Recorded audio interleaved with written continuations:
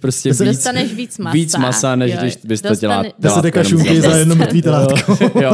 Někdo ve firmě už něco ochutnal a říkali, že to je docela dobrý, trošku slanější, ale... Tady dotaz publika. Spirit of the meat. To je trochu morbidní. Takže ten beton je, jako tomu něco chybí a proto se vydrolil. A teď přijdou bakterie, které mu jako dají to, co mu chybí, aby se zase zadrolil? Popisuješ jak nějaký romantický vztah.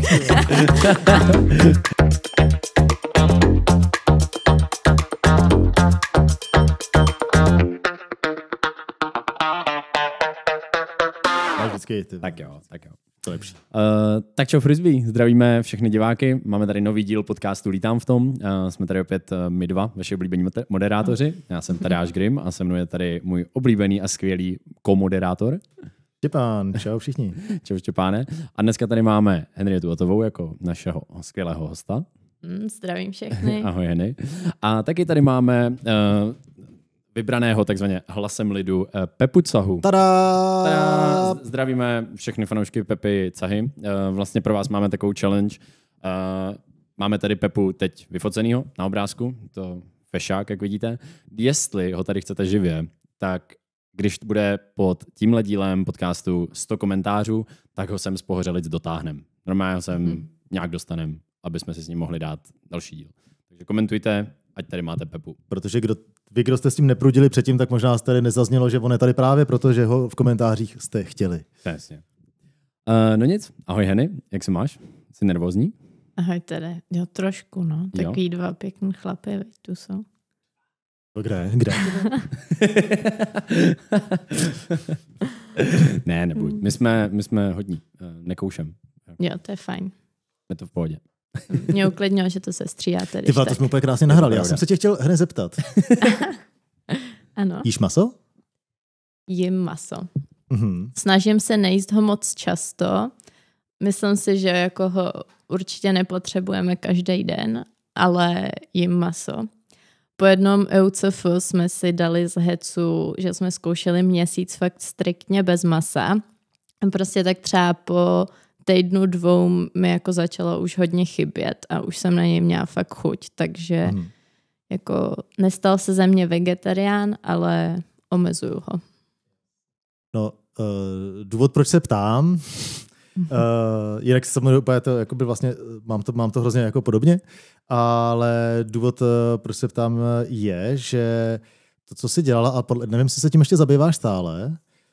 Teď jsem přešla na doktora, takže momentálně ne, ale možná se k tomu vrátím jednou. Tak mě totiž to zaujalo, protože to, čím jsi se zabývala, teda, jestli to řeknu správně, byl vývoj kultivovaného masa a snížení ceny média a nahrazení fetálního bovinního séra. Tak, nerozumím něčemu. Jakože... Já bych, no jasně, mě by hrozně zajímalo to slovo nahrazení. Maso, okay. Ne, to slovo... Ne, co je fetální bovinní sérum? Tak dneska se vlastně obecně ve vědě prostě všechny živočišní tkáně pěstujou pomocí právě tohohle séra, které se získává z mrtvých telátek. Okay. Což v moment, kdy jako chcete maso nebo vegetarian friendly a animal friendly, tak nebudete vraždit telátka. To není úplně cool. Takže... Jako to vychází poměrově. Je to jako... Dostaneš víc, jako poměr cena výkon, dostaneš prostě víc masa, než když bys to dělal. 10 deka šunky za jedno mrtvý telátko. Jo. To mě právě zajímalo, jestli to třeba není ještě jako špatně poměrový. To fetální bovinní sérum se pak ředí a je jako jenom součástí toho média, není to celé médium, takže dostaneš víc masa, takže... Okay.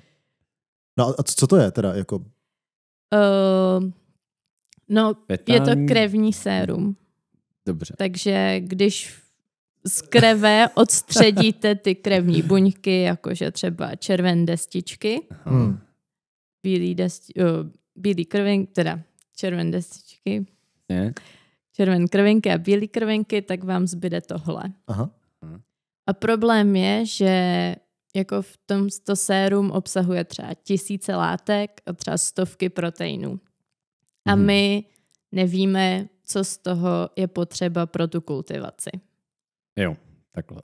Takže tam prostě jako jebneš všechno a doufáš, že to vyroste, ale nemůžeš z toho jakoby vyselektovat jenom to určitý a mít toho třeba víc. Takže ty mluvíš jak kniha tedy.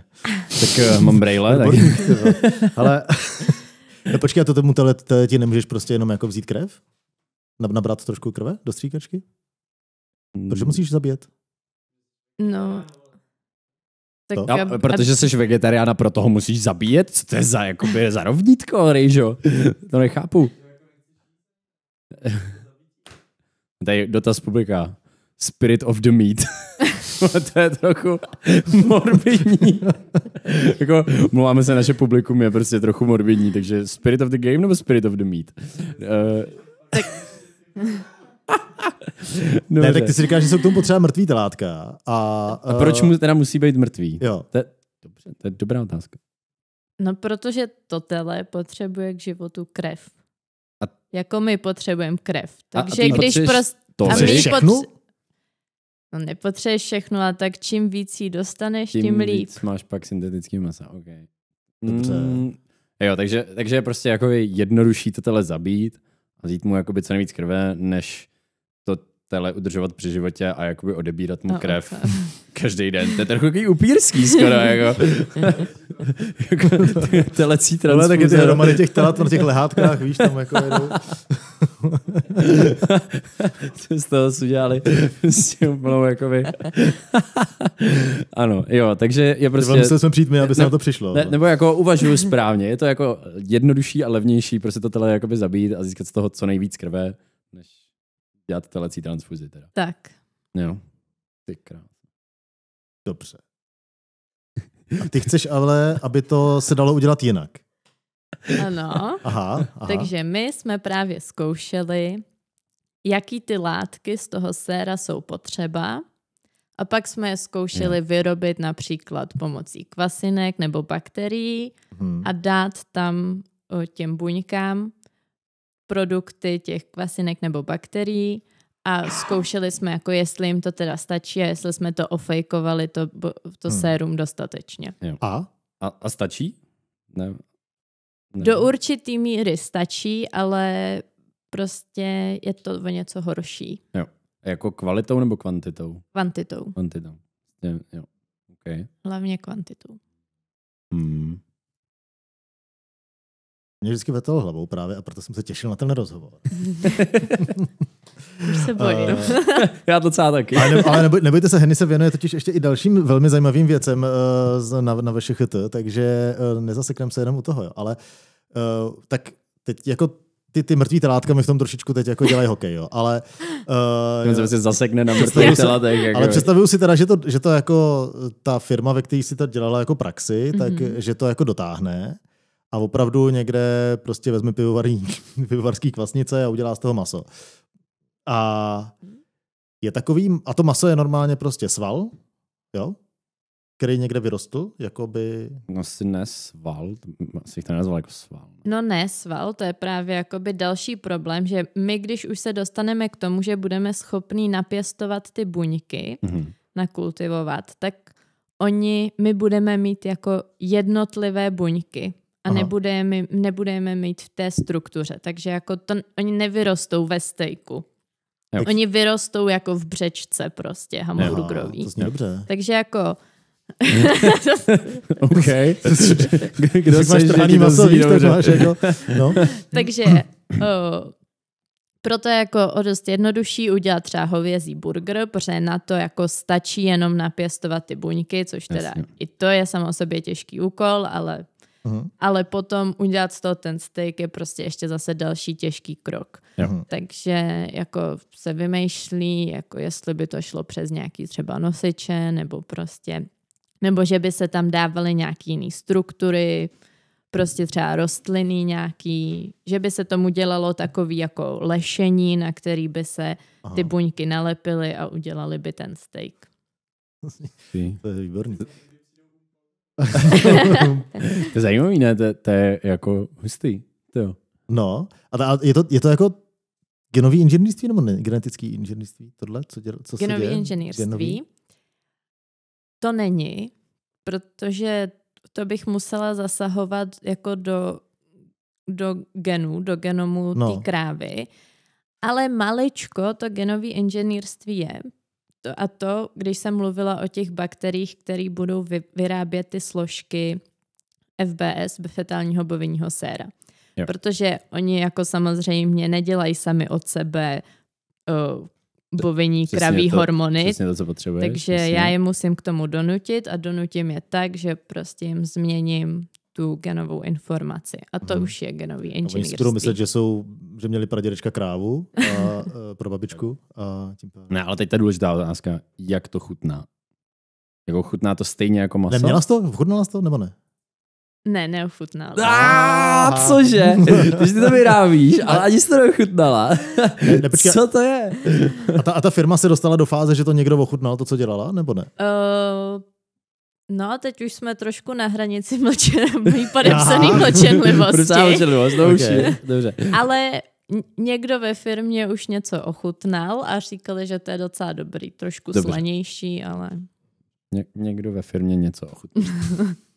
Víc říct nemůžeme, omlouváme se diváci. To už je prostě, teď už to nemůžeme v podstatě tenhle díl propagovat, protože bychom dostali pokutu. Tak super, tak...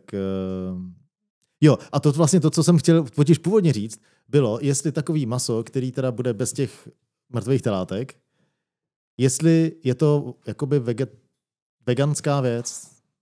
Jako, je to... Jo? No, vegetariánská věc je to určitě. No. Veganská věc je možná trošku na pomezí, protože ta první buňka se bere z krávy. Takže nemusí se ta kráva kvůli tomu zabíjet, stačí udělat biopsii, prostě ji trochu štípneme do zadku, vezmeme si buňku a napěstujeme z ní celou krávu. Okay. Ale teoreticky tedy jako to veganský není, protože jako něco jsme si od té krávy vzali. Napěstujeme s ní celou krávu, ale trošku rozplizlou teda. Tak, rozplizlou. Jo. Ale burger dobrý. Trochu slanější. jo. Dobře. No nejspíš, jestli vegan vůbec má potřebu jíst něco, co je maso, když jakoby vlastně i když přitom nikdo neumře. Jo, jakože no. Tak napište nám do komentářů, co si myslíte, je určitě mezi váma hromada veganů, jestli byste jedli maso, který historicky obsahuje jednu buňku z prdele krávy. No. Nebo ne. Skvěle. To jsem zvědavý, kdo nám napíše do komentářů. Ale když to napíšete 100krát, přijde i Pepa Caha. Jsem zvědavý na ty odpovědi, nebo jestli nás nějaká česká odnož Pety zabanuje. Dobře, a tomu se teda věnovala zatímco jsi studovala inženýra na VŠCHT? Ano. A teď tam studuješ doktorát teda? Ano. Dostudovala jsi inženýra, vrátila se to na doktorát. A čemu se věnuješ v rámci svého doktorátu? Věnuju se výrobě biobetonu. Recyklujeme beton pomocí bakterií. OK. Likvidujete my ho nelikvidujeme. Ale ne, oni ho Ne. My vezmeme... Teď pracuju třeba s dálnicí, jo. Takže vezmeme... Výborný partner na práci. Zde jedničkou jako, nebo... S tou už se pracuje dlouho, je to tak. Jako nejspíš, takže my máme spolupráci se stavební fakultou ČVUTu. Já si tam za nima zajdu, řeknu, že chci 2 kilíčka dálnice. Oni mi dají takový prášek prostě. A já ho pomocí bakterií spojím do cihliček, který jako se dají použít. Ještě teda nejsme v měřítku cihličky, zatím jsou to takový prdísci, ale dostaneme. Tak na zapátování těch děr by to mohlo stačit, ne? Zatím. Jo, no. Vrať tu dálnici, sakra pak, jako. To kvůli tomu je drolej, prostě. Ty máme 2 kilíčka dálnice sem, 2 kilíčka tam. My pak tyhle tam si ničíme auta, vlastně. Takže proto je to tak děravý. Ne, ale vlastně ty bakterie jí teda jako nějakým způsobem ty 2 kilíčka dálnice zpracujou a ty to potom nějak externě ještě formuješ do takových těch prdísků, jak jsi říkala? Nebo... Ne, oni... Nevím. Já je já ty bakterie smíchám s tím práškem, s tou nadrcenou dálnicí a jaký tomu jako já na začátku dám tvar, tak takový oni udělají. Na začátku je to spíš taková kapalnější forma, takže se to prostě přizpůsobí té nádobě. A já si můžu vybrat, jestli to bude slon nebo cihla. OK. Ta figurka slona. Takže ten beton je, jako tomu něco chybí a proto se vydrolil. A teď přijdou bakterie, které mu jako dají to, co mu chybí, aby se zase zadrolil? Popisuješ jak nějaký romantický vztah. Máme tady otázku z publika kvůli tobě. Co jsi dostal za super dotaz? No, tak prostě problém je, že ta dálnice už třeba dosloužila. A v dnešní době my jako neumíme nějak dál zpracovat. Dneska prostě jakmile dálnice doslouží, tak se to vymlátí a je to na vyhození. Je to někam na skládku. A vlastně se vyrobí úplně nový beton, což ale je strašně energeticky náročný a má to na svědomí asi 7 až 10 procent světových emisí CO2, oxidu uhličitého. My víme CO2. Jako, všechno to vystudovaný nemáme, ale zase tak hloupí nejsme, jo. Takže vlastně naším cílem je jako zavést nějakou cirkularitu i do tohohle odvětví, i do toho betonářského a stavebního průmyslu. A takže ho chceme zrecyklovat, aby vlastně se nemusel vyrábět ten nový beton, aby to bylo ušetření emisí. Jaká je tam, řekněme, já nevím, jak to řeknu, návratnost toho jako návratnost toho jako zrecyklovaného betonu nebo té zrecyklované dálnice. Jakože když prostě vezmu 2 kilíčka dálnice a nechám jako na tom chvíli pracovat bakterie, tak dostanu zpátky 2 kilíčka nový dálnice? Nebo tam někde něco někam zmizí? Jo, je to jako zhruba 1:1. Musíš teda do toho dodat ty bakterie. No jasně, ale tak jako bakterie zase nejsou asi, já nevím, co jsem říct, jako, že ty v tom asi nejsou jako já nevím, vidět. Kolik procent produkce CO2 jako zabere produkce bakterií pro... Ne, to je blbost asi. Nevím, to je docela možná dobrá otázka. Kolik jako... Jak se vezmou? Jako, kde vezmeš ty bakterie a jako jak energeticky náročný to je s nima? No, napěstuju je. Dobře. Už aby si byla zpátky na fakultě, kde si porozumíš jako rovná s někým. Takže ty pěstuješ ty bakterie a jako nějakým způsobem je učíš, aby jedli beton, nebo... Ne, oni to jako přirozeně umí. Okay. Oni ho totiž nejí. Dobře. Nebudeme zabrušovat. Ne, my chceme zabrušovat. Zabrušuj. Jako my chceme do těch 2 kilíček dálnice extrémně zabrousit. Tak tohle právě by nebylo zabrušení do 2 kilíček dálnice, ale to je právě hustý na těch mikroorganismech, jo, proto to studuju, protože je můžeš jako tohle nemusíš učit, protože oni nežerou beton, oni jenom vytváří nový krystaly vápence, který spojuje ty kousíčky toho betonu. Mikrobiologické srážení kalcitu. Výborně, ano. Co? Ty jsi to vzal jako... To není z té hlavy. Jsi dělal přípravu, ne? Protože my si vždycky děláme přípravu. Že jo, Rejžo? Aha, dobře. No, ale bakterie vlastně jsou hustý a prostě ty je můžeš jakoby donutit třeba něco žrát. Aha. Tož nedávno, je to asi 7 let starý článek, stará studie, která vlastně prozkoumávala skládku a našla tam bakterie, které umí jako sežrat plasty. Jsem se zachytil dokonce někde. Takže oni jako bakterie jsou taky hustý, malý, přizpůsobivý. Aha. A prostě jako jde lecos naučit, ale my teda v betonu je neučíme žrát, my je učíme jenom tvořit. Jo. a žerou jako nějaký externí věci, které jim tam dodáme. A to zase teda tady přichází zase moje část práce, že já se jim pokouším narvat nějaký odpadky, aby to bylo jakoby co nejvíc ekonomicky a ekologicky výhodný. Jo. Takže jsem nedávno třeba teď zkoušíme hydrolyzovat peří, prostě z kuřecích jatek. Jo, když jsem ho usušila, tak to vonělo trochu jak nugetky z mekáče, takže... To je docela dobře možný, jako to je to samý vlastně. Takže se snažím naučit, jako aby žrali tohle peří, peří jako z velké části protein, který my jim naštípeme, hezky jim ho připravíme a doufáme, že na tom porostou a že jim to bude stačit. No a tohle všechno teda děláš proto, aby byl svět lepší místo, nebo... By bylo víc dálnic. Víc dálnic.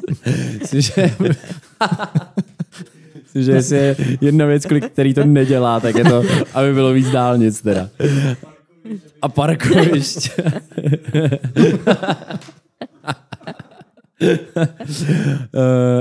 Ne, vracím se ke své otázce, jako proč to vlastně všechno děláš, jako, že je to kvůli nějaké jako cirkularitě, aby jako jsme víc recyklovali, což mi připomíná náš merch je cirkulární, kupujte merch na Čau Frisbee, nebo proč vlastně?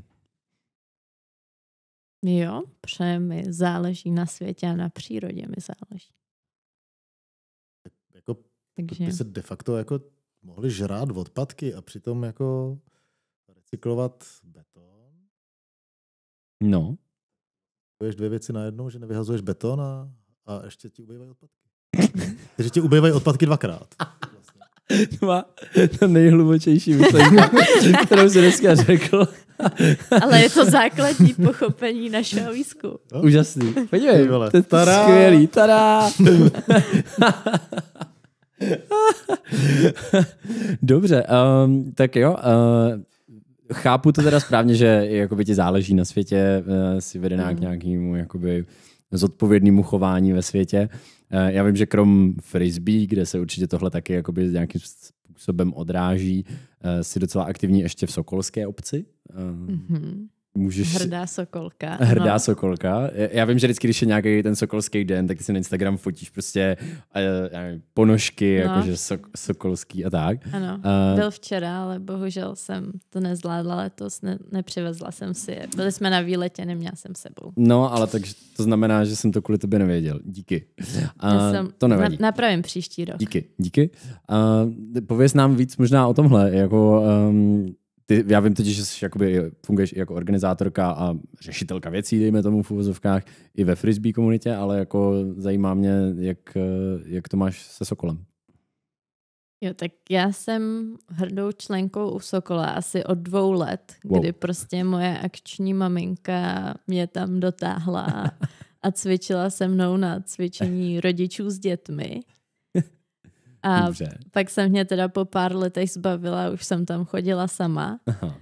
A takhle jsem vlastně jako stárla, postupovala jsem v těch kategoriích, že předškolní děti, mladší žáci a tak dále. Až jsem teda jako dorostla do věku, kdy vlastně jsem začala naopak dělat já cvičitelku. Mám na to i zkoušky cvičitelské. Wow. Okay. Jsem cvičitelka 3. třídy. To je normální. To je prostě ten základ. Tak, ano. Jo, jasný. Ale to dobrý. Takže jsem jako několik let cvičila s dětmi v Sokole, ale bohužel vlastně s přestěhováním do Prahy a vlastně na Vejšce byl takový dost nepravidelný rozvrh, takže jako to tak vyšumělo. A tak aspoň jezdím každý rok pomáhat na tábory, v létě do Budějic. Tak to mi aspoň zůstalo. A jinak to organizátorství, měla jsem nějaký nabídky, jako na, nevím, na nějaký funkce v Sokole, nebo třeba na, teď jsem úplně vypadlo to slovo, to má nějaký vtipný název. Vrchní Sokolka třeba. Ne, nějaká... Henrieta Otová, starostka Českobudějovického Sokola. Tak. Jo, něco takového. No, tak. Skoro? Wow. No, to ne. Župy Českobudějovice. Župy to zase ne. Župa je jeho česká celá. Župa to je jako kraj. A Po Sokolsku. kraj po Sokolsku. Dobře. Tak. No, ale měla jsem nabídky, že třeba budu moc dělat nástěnky po Budějcích a tak. Wow. A to jsi nevzala, jo? Jsou lukrativní nabídky za mě. Jako. Ještě hodně dlouho litovat. No, tak jako. Nevím, to asi bavila. Bylo to prostě už v době, kdy jsem byla v Praze. Tak tak docela blbě. To by bylo skvělý jezdit do Budějovic jenom prostě vyměňovat nástěnky. A tak moje sestra to jako hrdě převzala po mně. Pak? Takže Hermí si na jedné valné hromadě tvrdě prosadila, že to je Sokol České Budějovice si založí Instagram a teď spravuje Instagram. Hezky. Takže Mládí vpřed. taková novodobá nástěnkářka tam je. Dobrý. Ale to je vlastně pravda. To mě zajímá, tvoje ségra Hermína teda taky hraje frisbee a taky je v Sokole. Je to jako něco, co následovala po tobě, nebo jako to tak nějak přirozeně vyplynulo, když jako vyrůstala, nebo jak se vlastně dostala Hermí jako k Sokolu a k frisbee? A ty třeba taky, jako, jak se vlastně dostala k frisbee jako takovýmu? Tak Sokol, to vlastně jí k tomu taky přivedli rodiče, stejně jako mě. A já jsem se k frisbee dostala přes kamarády, přes Matěje Vilímka, Krištofa de la Cruze a Tomia Koubu. A... Shoutout všem těmhle lidem, kteří přivedli Henrietu. Ale i Hermínu přes, myslím, že jako, jasně. Že Hermí začala hrát hodně jako nebo ne kvůli mě, tak zajímalo jí to už prostě od 10. Mě prosila, jestli může taky na tréninky. Těším se, až se Hermí bude dívat na tenhle díl s tebou a tady zazní, že prostě hraje frisbee vlastně jenom kvůli ségře a bude jako, hej, tak to totálně není pravda, o tom je svobodný rozhodnutí. jo. Pubertěčka Hermína určitě řekne, že přece po takovým prostě debilovi jako její starší sestra by rozhodně nic nenásledovala. Já samozřejmě milujeme Hermínku a skvělá. Můžeš to Hermínko klidně okomentovat. Sorry, Hermí.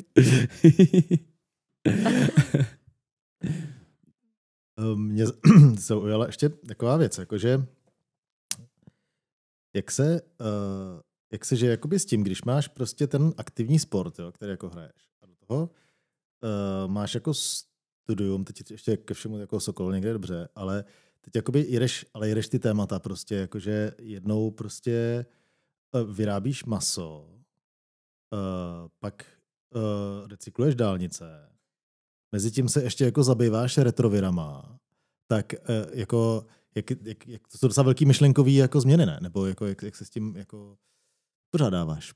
Nebo proč vlastně, nebo jak to, že nesleduješ třeba jako jednu linii celou dobu?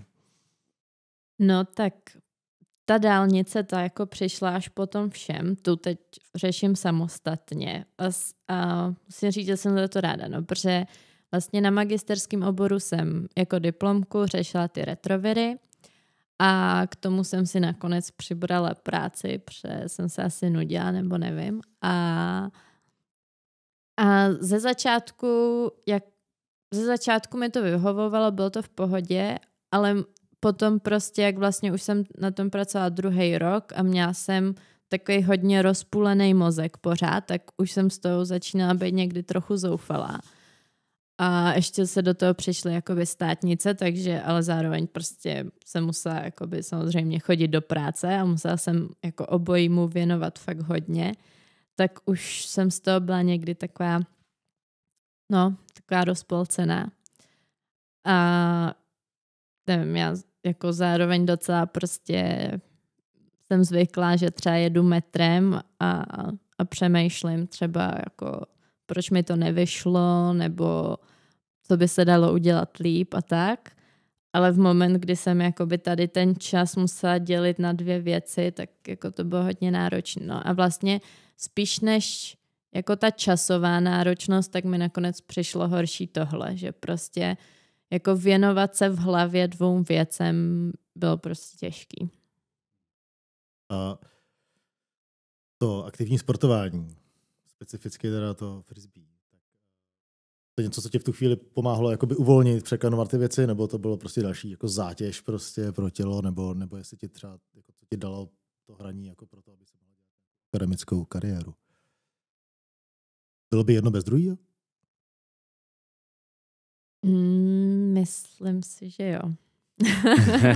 To nechtěli slyšet. Ne, to já jsem řekl, takže frisbee by bylo i bez té akademické kariéry. Jo, já jsem to taky tak pochopil. Jako frisbee je pro mě určitě odreagování, což je super, ale je pravda, že asi zvlášť třeba tyhle poslední sezóny a zvlášť tuhle sezónu, kdy vlastně se k tomu připojila jako příprava na repre a prostě na mistrovství Evropy v Remeriku, tak jako občas se z toho už stávala taková prostě další položka na seznamu, kterou je nutno odškrtnout. Jako něco v diáři, co je na seznamu úkolů. Prostě hej, musíš si jít zaházet a tak.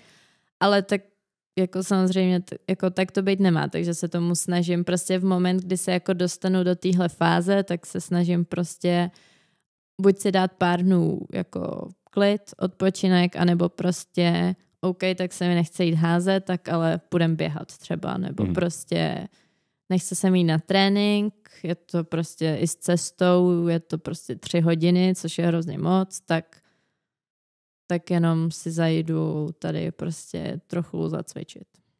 Jo. Já teda fakt, že podepisuju to, že letošní sezóna byla jako až příliš náročná. To jsem měl taky plný brejle. Bylo to ostrý, no. Musím říct, že polymeriku fakt jsem, tyjo. Jo, rozumím tomu. Na 2 týdny jako víceméně vypla, byla jsem prostě jako, na jednom tréninku. Jako 2 týdny to je v pohodě, já jsem vypnul tak na měsíc. 2 týdny taky říkám. 2 týdny to je úplně v klidu, jako. Tak my jsme jako já jsem polymeriku vypnul na rok, hele. Tak my jsme se museli jako jet dál na to EUCF a tak, takže jako ta sezóna nekončila, ale a teď mám vypínačku minimálně na měsíc. Jo. Teď po EUCF to bude volníčko. Já vidím, že naše publikum má nějaký dotaz. Hoď nám to, tak nám to hoď. Hoď nám to. Jste v tom čím dál tím lepší. Skvělá otázka. Publikum se ptá, co chceš, Heny, dělat po studiu? Jsi jako maso, beton, něco novýho? No to je zajímavá otázka. Tak... Nebo jestli to třeba nemáš rozmyšlený, to je jaký jako legitimní odpověď? Asi to nemám úplně daný. Něco mě jako na další akademický kariéře úplně neláká, takže asi bych chtěla spíš jako potom pokračovat někam zase do soukromna, ale určitě bych chtěla zůstat ve výzkumu, protože strašně nezvládám jako rutinní práci a je to prostě po pár dnech mě to začne strašně nudit a je to fakt jako jdu s odporem do práce. Takže potřebuji nějaký výzkum a něco, co jako právě nad čím budu moc přemýšlet v metru, jak to můžu zlepšit a tak. To zní, že miluješ psaní grantů. To patří k výzkumu, ne docela. Jo, ale já jsem je naštěstí nikdy nepsal. Jako pořád nade mnou jsou lidi, kteří to mají za úkol, takže dobrý. No a co tě třeba štve na té jako akademické sféře? Co tě tam jako nebaví? Když pomineme psaní grantů teda. Jasno. Řekni to. Tak jako první věc, která bych řekla, že je jakoby spíš minoritní, tak jsou peníze, které samozřejmě jako v té soukromé sféře jich je mnohem víc. Nebo jich není mnohem víc, může jich být jako srovnatelně, ale v tom případě, jakoby, když máte srovnatelně peněz jako se soukromou sférou, tak v té škole musíte prostě fakt makat od nevědí do nevědím i o víkendech. Jo? Okay. Takže jakoby pak člověk nemá moc dalšího volného času, což teda ty pravý věci stejně, že jo, nepotřebují jako volný čas. A tak ty přemýšlíš i v metru, takže jako vlastně to sedí. Nemáš volný čas. Při náběhu. Na hřišti. Ale Co asi bylo pro mě vlastně velký zklamání akademické sféry, že jsem si to představovala tak hrozně růžově, ale zjistila jsem, že i prostě tam jsou jakoby takový boje prostě o posty a o to, kdo... Pletichaření. Hrozný pletichaření, přesně. A o to, kdo prostě, z koho se stane profesor a šéf těch laborek a z koho se stane i prostě třeba děkan nebo rektor. A nevím, nějak mi to vzalo úplně iluze a prostě... Takže... Mě to tolik naláká. Na druhou stranu třeba jakoby k akademické sféře patří i učení, tak to by mě jako zase spíš lákalo, to je určitě zajímavý. Jo. A na doktorátu asi teď učíš nějaký jako hodiny, nebo ne? Jo, budu učit, ale na VŠCH to jako nám nedávají moc zodpovědnosti, takže jenom budu dělat takový jako pomahatele při laborkách. Takový budu přicmrdávat, ale někomu staršímu a zkušenějšímu. Okay. Tak to nezní moc zajímavě vlastně. No, podržte mi tu zkumavku. Jo. Tak no. Nebo spíš vadí, že jsem tohle vylil. A nevadí, že jsem tohle zapnul a tohle vypnul. A taky jako klasický studenti. OK. To vlastně jsem doufal, že nám právě řekneš něco jako, nebo jako co tebe by právě jako bavilo na tom učení? Co tebe na tom láká?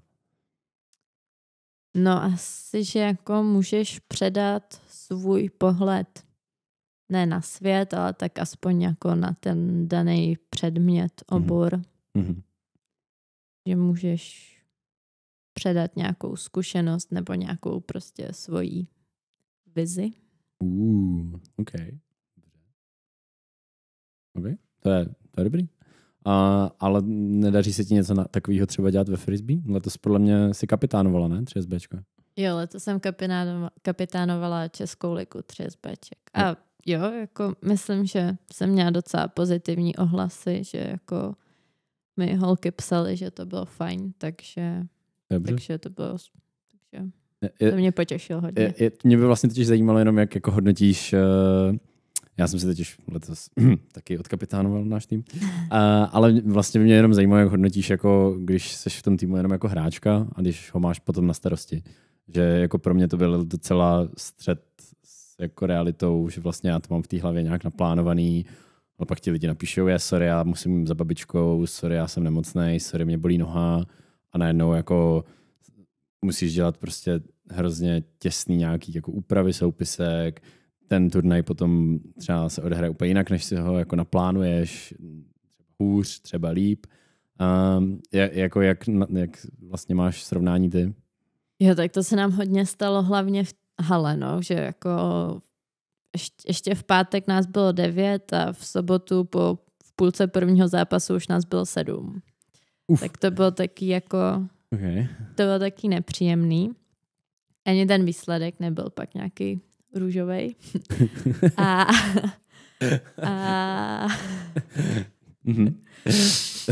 To byl dobrý, jako za mě to byl dobrý vtip. Já jsem to taky jako vzal. To zarezonovalo pro insidery. Ale tak s tím se asi musí počítat. Spíš mě to vlastně překvapilo, že třeba ta hala pro mě byla jako i hrozně psychicky náročná. A přijela jsem domů a potřeba jsem prostě spát 2 dny a trošku asi dobít sociální baterky. A i ten venek, jakože mě překvapilo, o jak moc náročnější to má ten kapitán.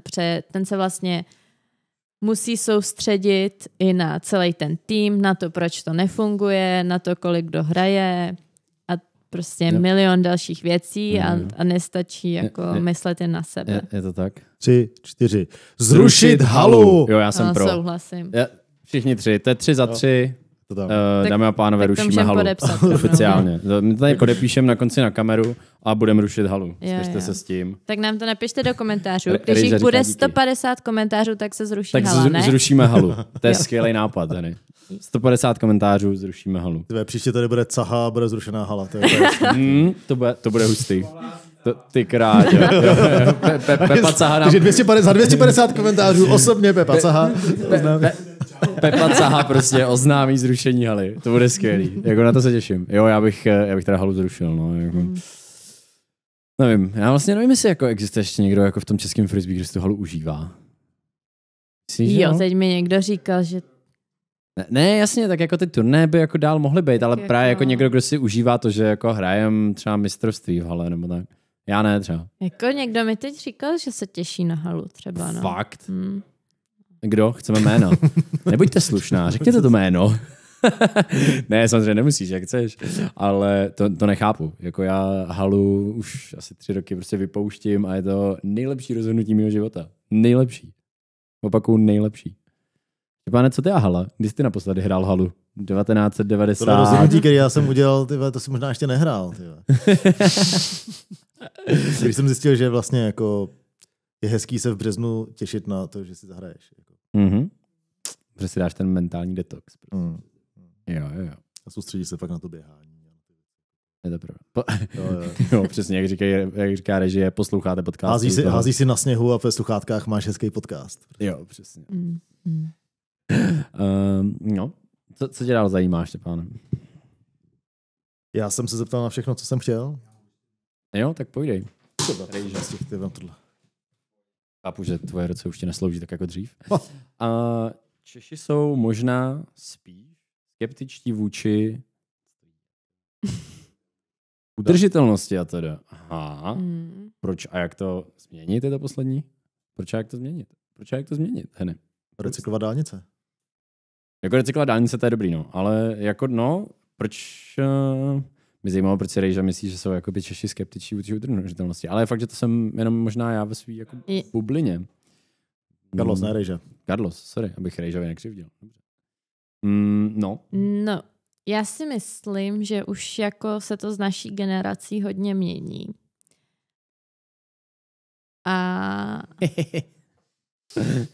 Ale je taky možná samozřejmě, jako žiju si ve svý bublině. Ale na druhou stranu mění se to i trochu vejš, protože třeba teď jsme byli na fancy party komerční banky a bylo tam velmi probírané téma, nějaký ESG index, nebo nějak takhle se to jmenovalo. Ale zkrátka, myslím, že momentálně je to tak, že banka vám dá slevu na hypotéku, máte nižší úroky, pokud vlastně ta budova je nějak ekologická, pokud má na sobě jako něco udržitelného. Pasivní dům třeba.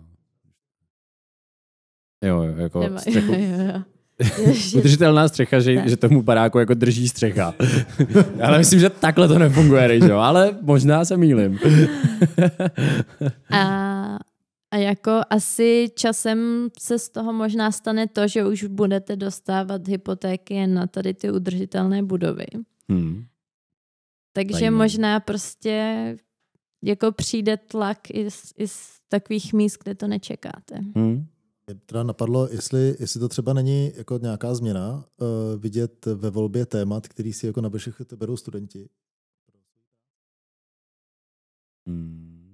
Tam ta jako udržitelnost není náhodou takový jako leitmotiv? Tak no to je možný, ale nemůžu to posoudit, protože já nemám se moc srovnání, jaká si témata brali dřív. Jo.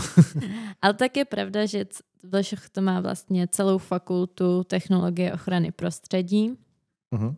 Jako zabývají se tam čím zajímavým.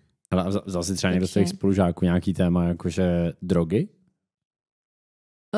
Ty byl oslý můstek. Dobře. Ne, to ne, nebyl oslý můstek, ale prostě dostaneme. Mě to vlastně jako napadlo, jako, když jsme u těch témat jako diplomek, tak bych vlastně čekal, že na VŠCHT bude někdo, kdo tak prostě to se možná si vezme na farmacii někdy. Vliv LSD na nevím, kognitivní schopnosti člověka a bude prostě si dávat LSD a dokumentovat to. No máme takzvaný ústav přírodních látek. Přírodních látek, to zní skvěle. Takže lisohlávky. Takže lisohlávky. Takový UPL. A tráva. Nice. Hodně trávy. Takže jako taky jsou tam takovýhle témata, no. Můžete zkoumat nějaký obsahy THC a takové věci. A to tě nikdy nalákalo? Ty jsi báricky jako zodpovědná. No, přesně. To na tom nezodpovědný. Raději udržitelnost. Raději udržitelnost. Drogy, ne díky, raději udržitelnost. Dobře. Počkej, mám zase publikum. Tyjo, hezky. Karlo háže dobře. Pardon. Udržitelnost a frisbee. Dá se něco zlepšit? Poslal to aspoň na recyklovaném disku? Jo, no, to je dobrá otázka. Minidisk, MVP disk Sports. Ne. Asi ne. No, co frisbee a udržitelnost? Já vím, že na Mečer vždycky, když bylo v Budějcích, takže vždycky nemusíte si vozit své příbory ani krabičky, máme pro vás půjčené nádobí a teď co to bylo? Něco bylo to jako... kabinet CB, Budějovické reuse centrum. No. Jeden ročník jsme domluvili slevu na Rekola třeba po Budějcích na dojíždění mezi hřišti. Ale tak já si myslím, že jako i do frisbee to proňká, že jo, vys náš merch, nebo prostě teď už se všude hraje s Eurodiskem, což je 100% organic, že jo, oni se tím chlubí. To je pravda. Takže... A lítá to stejně jako Discraft. Neříkejte mi, že to nelítá. A nemusí to lítat z Ameriky. A nemusí to lítat z Ameriky. Tak to je. Hej, napište mi někdo do komentářů, prosím, jak lítá Discraft líp než Eurodisk. Protože to je podle mě jenom jako... Je to snobárna. Je to snobárna už nikdo nevěří. A je to urban legend prostě českýho frisbee, který věří už jenom totální herní dinosauři. Nikdo jiný. To je pro mě blbost. Prostě. No dobře, takže Eurodisky. Je fakt, je fakt, že když jezdíme třeba na velký turné, tak tam už jakoby, že jo, na Windmillu klasicky je to, že se nejí maso. Nejí se maso, což mě vždycky hrozně irituje, ale dobře, jako, že vlastně všecko je tam jako co nejvíc udržitelný, co nejvíc eko a co nejvíc prostě super čuper. Zároveň si myslím, že prostě frisbee hraje sociální bublina lidí prostě z Gimplu a z vysokých škol, který jako zase jsou tomu nakloněný ještě jako o něco víc. To je asi fakt, no. A ještě vlastně k té předchozí otázce, jak a proč. Tak to vlastně jako, to si myslím, že je třeba jako otázka spíš třeba na psychologii. Myslím, že Čego se jednu dobu zabýval něčím podobným, že to jako, tak pro mě je to samozřejmě jako důležitý, aby lidi chtěli udržitelnost, a tak já zvládnu tak jako přesvědčit nějaký své blízký okolí, ale jinak je to na nějaký psychologii a sociologii spíš, no. Dostal tady poznámku o tom, že 3SB mají nový disk, nový design. A na Discraftu. To je pravda.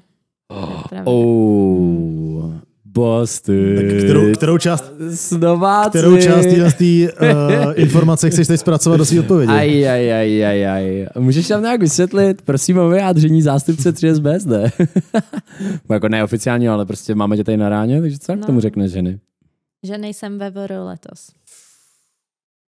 A prosadili si prostě Discraft. A prostě tam, prosím. 3SB. To je teda... To je zklamání. To je vysloveně zklamání. Prostě. A kdo vám dělal design? Ale ten máte furt stejný, ne, design? Nebo máte nový designy?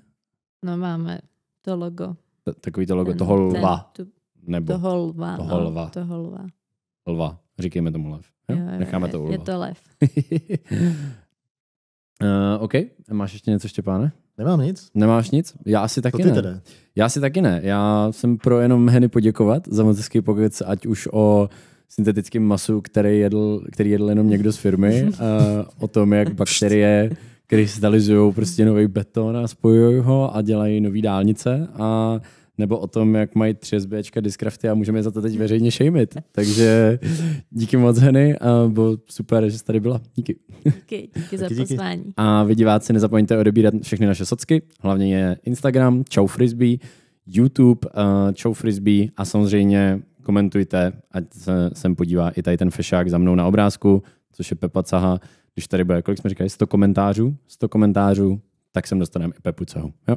Díky. A přes 100 oficiálně zrušíme halu. Není to sice v našich možnostech, ale uděláme to. Můžeme to oznámit, to nám nikdo nezabrání. Můžeme to oznámit, to nám nikdo nevezme. Tak díky a sledujte nás.